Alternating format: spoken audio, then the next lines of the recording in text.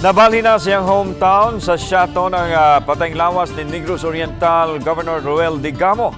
Kini ugban pang detalye sayra nato sa live report ni Nico Serino gikan sa lungsod sa Siaton, Negros Oriental. Nico.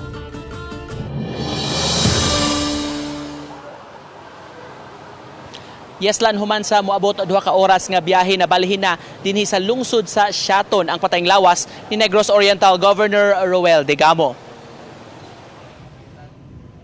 Sa wala pagidala sa lungsod sa Siaton sa Negros Oriental, gipahigayon ang misa kaganihang alas 8 sa buntag. Mitambong sa send-off mass sa atubangan sa Negros Provincial Capital ang pamilya Digamo, mga higala o mga empleyado sa Kapitolyo. Emosyonal ang uban sa ilang panamilit sa gipatay nga gobernador. Human ang misa, gihimo ang funeral motorcade paingon sa lungsod sa Siaton. Dinhi gipatuman ang hugot nga seguridad. Sa mga lugar nga giagian sa convoy, nagpaabot ang mga tao sa pag-agi sa funeral motorcade. Adunay mga nagdala sa mga puting flags ug ang uban bit-bit ang banners nga nanawagan og hustisya.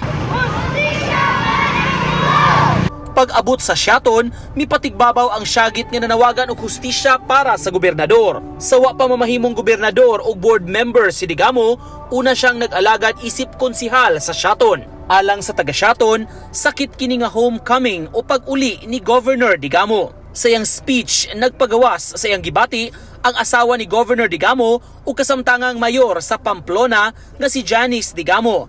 Lakip na ang iyang kasagmuyo sa Pamplona. Nahiubos kaayo ko sa atong lungsod.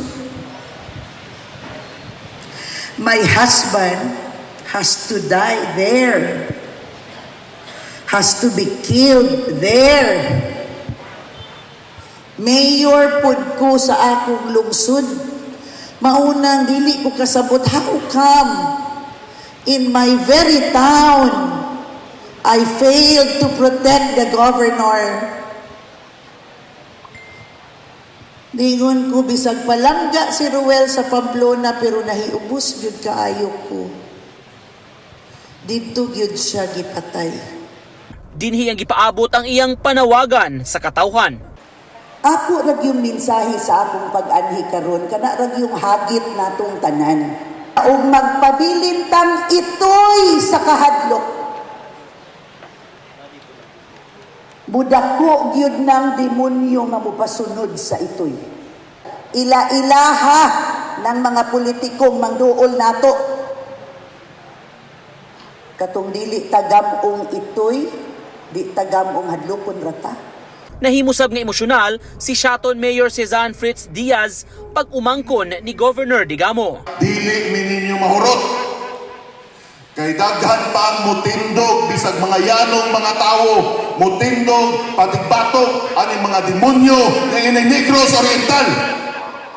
Justice! Justice! Justice!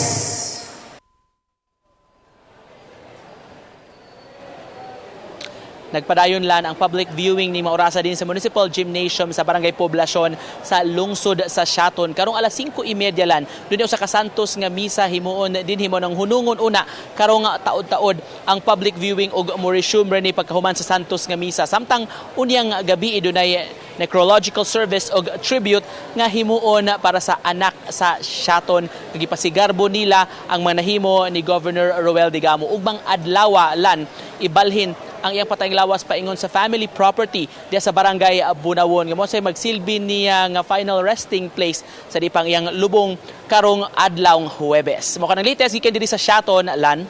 Okay, daghang salamat Nico Serino.